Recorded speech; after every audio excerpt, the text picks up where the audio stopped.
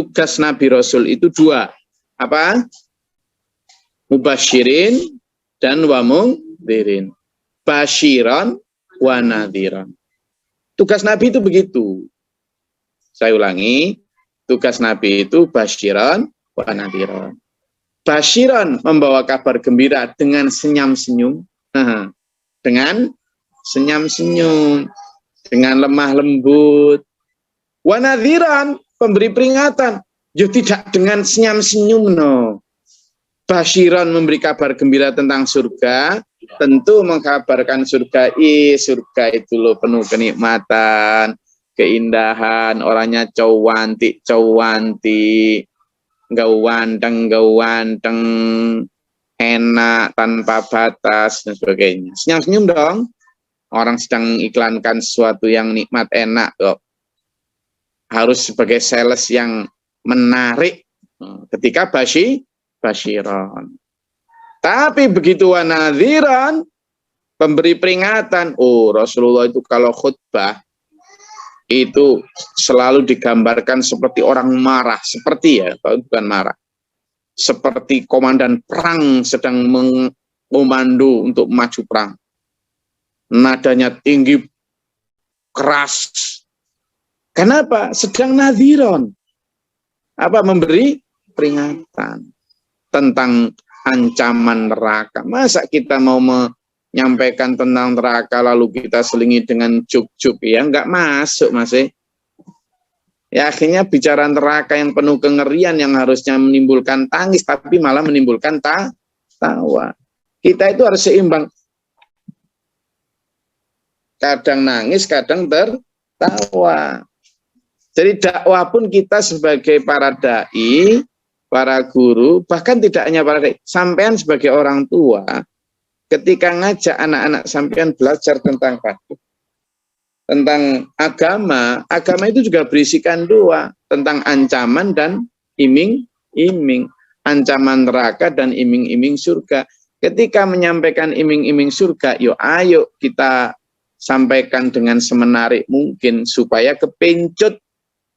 Tapi begitu tentang ancaman neraka, ayo kita sampaikan dengan serius mungkin biar takut.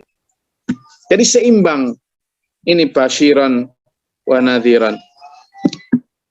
Makanya kalau saya sudah diundang misalnya ya, kemudian sudah diwanti-wanti, Gus nanti yang menarik lah karena di sini kan banyak yang suka guyon. Gitu. Saya kalau sudah mau diundang, memberi materi, terus dikasih wanti-wanti begitu, biasanya saya singkat aja. Jadi kalau ibu-ibu, bapak-bapak sekalian mau ketawa ketiwi di pengajian ini, ngundangnya pelawak, bukan saya. Gitu. Tapi kalau mau mendapatkan asar di mana sampean ngerti mana hak, mana batil, ya saya bersedia, meskipun ya saya nyampaikan enggak kok kemudian saya serius-serius, ya kadang saya bikin santai. Kalaupun ada yang lucu itu bukan sebagai tujuan, ya sebagai selingan saja. Tentu tetap harus ada yang kayak gitu, itulah. Tapi kalau kemudian nyari yang harus lucu gitu ya nyari pelawak lah, bukan gitu. Jadi tetap ya jangan terlalu tegang, tetapi di masa menerangkan hal yang memang sifatnya ancaman ya begitu ya. Wa anzala ma'ahumul kitaba bil haqqi liyahkuma bainan nasi fi makhtalafu fihi. Maka Allah kemudian menurunkan bersama mereka tadi yang saya sebut. Kemudian Allah menurunkan nabi lagi, menurunkan kitab lagi untuk menerangkan mana hak, mana batal, menjelaskan apa yang terjadi diselisihkan mereka. Kenapa? Karena wa makhtalafa fihi ilal ladzina utuhu min ba'di ma ja'atuhumul bayyinat baghyan bainahum. Kenapa? Tidak ada perselisihan itu kecuali orang-orang yang setelah didatangkan kebenaran itu karena kedengkian saja. Karena kedengkian. Karena khawatir pasarnya berkurang. Ya, di masa Nabi saya, para rabi-rabi Yahudi, ulama Bani Israel, para ulama Bani Israel, kenapa membenci Nabi Isa? Kenapa sampai kemudian puncaknya berkolaborasi dengan pasukan Romawi untuk mau membunuh. Ikutnya Isa makin banyak. Dengan bisa menghidupkan orang mati, membuat burung dari tanah, menyembuhkan orang lepra. Lepra saat itu penyakit melebihi aid, melebihi kopat-kopat ini. Sembuh. Sehingga banyak pengikutnya, makin banyak. Takut. Loh. Lah kalau ini nanti dibiarkan, aku nggak punya pengikut. Sehingga menimbulkan fitnah-fitnah, mendustakan dan seterusnya itu. Sebenarnya di antara mereka ya tahu bahwa itu benar. Yang disampaikan Nabi Isa itu benar. Ya memang harusnya begitu, tapi ya gitu. Tapi itu. Nanti gimana? Yang lebih halus, kalau itu nanti tak sampaikan terus masyarakat ini loh bergejolak. Nah, gitu. Ulama Bani Israil saat itu sudah begitu. Nah, ketika Nabi Isa kemudian juga dapat pengikut, umat satu lagi, lama-lama ya ulama Nasrani juga begitu. Ketika sudah donasi ketiga keempat ya rusak lagi.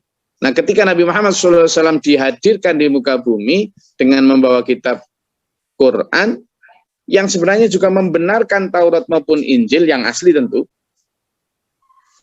Mereka Taurat Injil, para ulama Bani Israel maupun ulama Nasrani, sebenarnya membenarkan juga. Tapi karena baghyam bainahum, kedengkian di antara mereka. Ini nanti kata orang Yahudi, loh, memang ada si Nabi terakhir, tapi masa diutus dari non Bani Israel? Nah gitu. Harusnya kan Bani Israel ini kok Bani Hashim nih gimana nih? Gitu. Yang ulama Nasrani juga begitu. Memang ada dalam kitab Injil itu diterangkan nanti akan ada Nabi terakhir. Tapi masa kok menyalahi akidah kita? Kok Yesus kok Nabi? Yesus itu anak Tuhan. Nah, kedengkian-kedengkian itu yang muncul kemudian mengkristal menjadi pendustaan. Maka fa'adallahu alladhina amanu limakhtalafu fihi minal haqqi bi'idnihi. Tapi Allah tetap menyisakan ada orang-orang yang mendapat hidayah ya dan beriman terhadap penjelasan dan mengetahui di antara perselisihan itu mana yang hak, mana yang batil. Wallahu yahdi may yasha'u ila shirathim mustaqim. Allah memberi petunjuk jalan yang lurus kepada siapapun yang dikehendaki. Sekarang pertanyaannya gini dulu. Lah kalau memang umat dulu itu umat yang satu, baik di zaman Nabi Adam maupun di zaman awal para nabi. Lalu kenapa kok umat menjadi terpecah belah seperti ini? Kenapa Allah membiarkan? Dalam beberapa ayat disebutkan, Allah bisa saja menjadikan umat ini umat yang satu. Tapi Allah justru memberi sampean itu kesempatan untuk memilih mana yang benar dan mana yang salah. Dan disitulah Allah menguji kita. Makanya dalam surat Al-Mulk ayat 2, A'udzubillahi minasyaitonirrajim, alladzi khalaqal maut wal hayat liyabluwakum ayyukum ahsanu amalan. Allah yang menciptakan hidup dan mati. Khalaqal maut wal hayata liyabluwakum, untuk menguji kalian ayyukum, siapa di antara kalian ahsanu amalan, yang paling baik amalnya. Ujian hidup ini. Makanya enggak zaman mau jadi satu atau enggak jadi satu itu sebagai sebuah ikhtiar ya. Nah, ada banyak ayat ya, ada banyak ayat. Catat aja ya karena waktunya ayat yang menjelaskan tentang betapa Allah sebenarnya bisa saja menjadikan umat semua beriman. Catat pertama ya di surat Al-An'am ayat 35. Lalu surat Yunus ayat 99. Lalu surat An-Nahl ayat 93.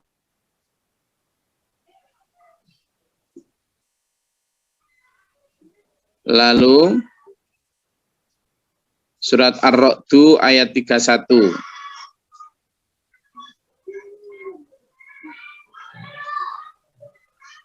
Lalu surat At-Taghabun ayat 2.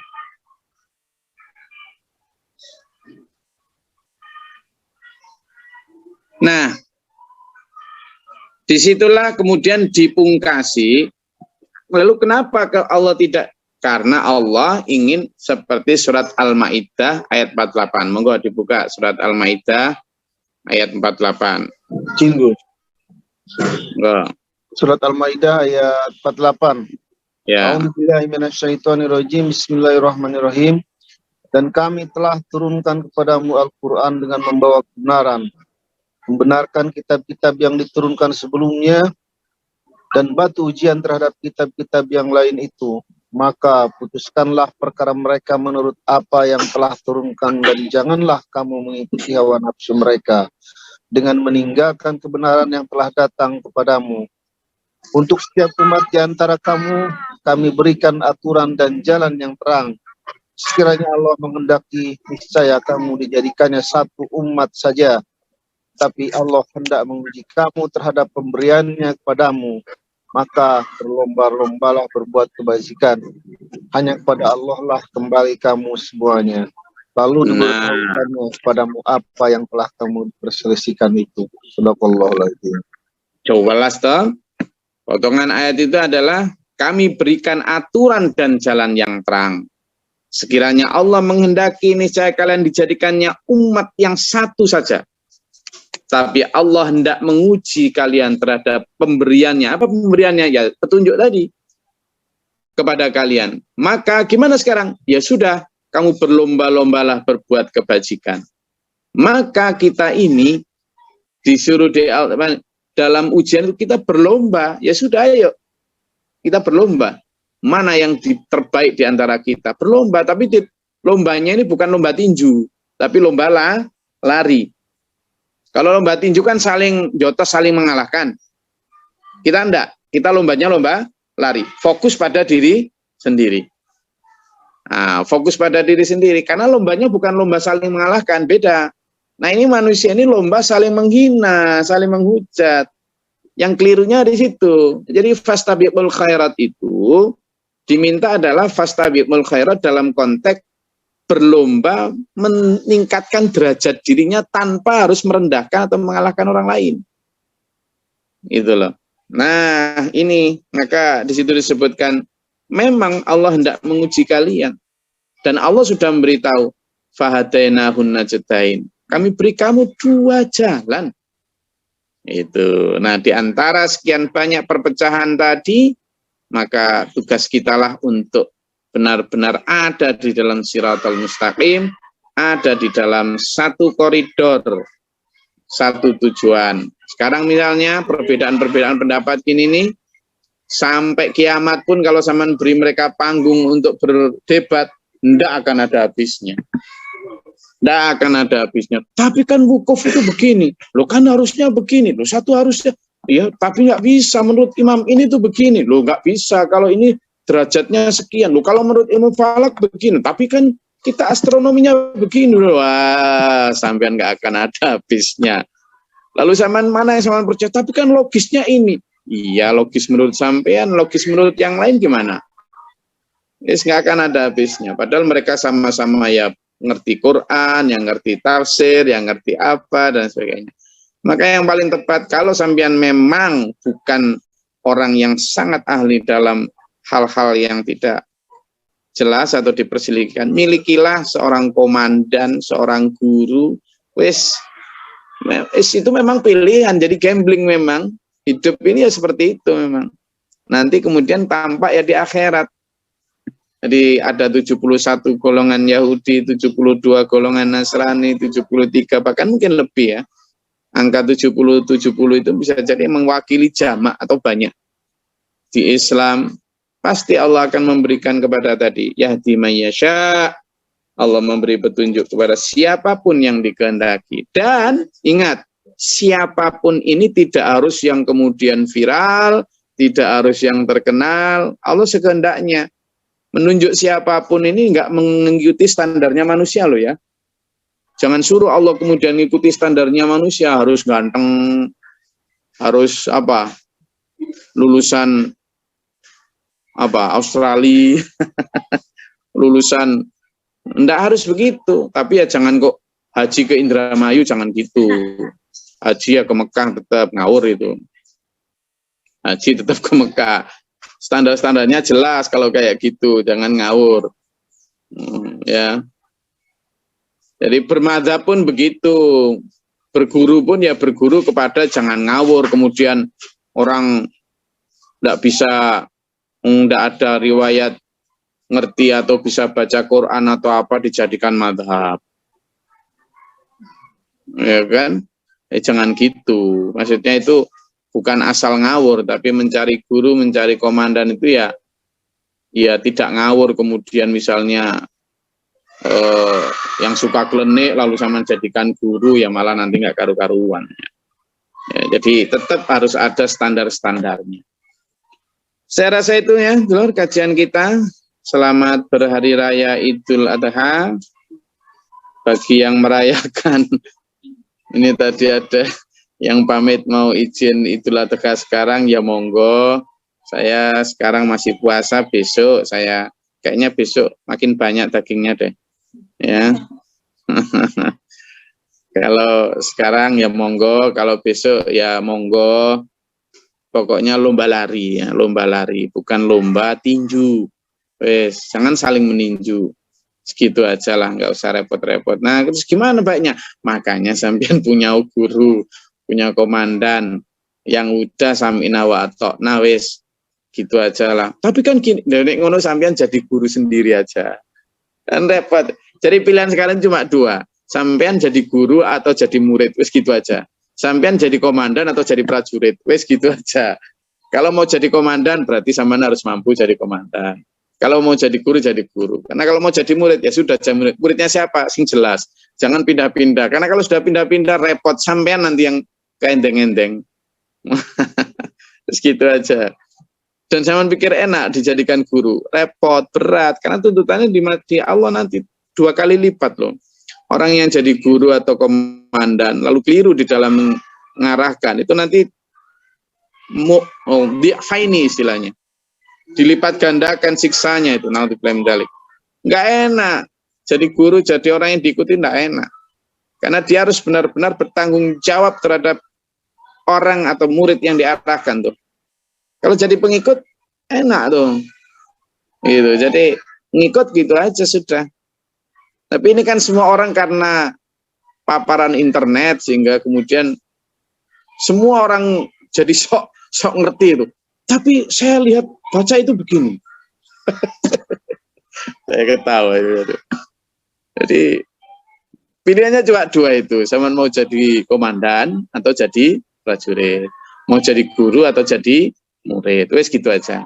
Mau jadi kiainya atau santrinya gitu loh. Itu. Ya, mau jadi ustadz atau tilmidun gitu aja. Nah, kalau mau jadi tilmid ya sudah ngikuti ustadznya, ngikuti kiainya, ngikuti gurunya, ngikuti komandan. Senang milih komandan sana. Ya, bismillah.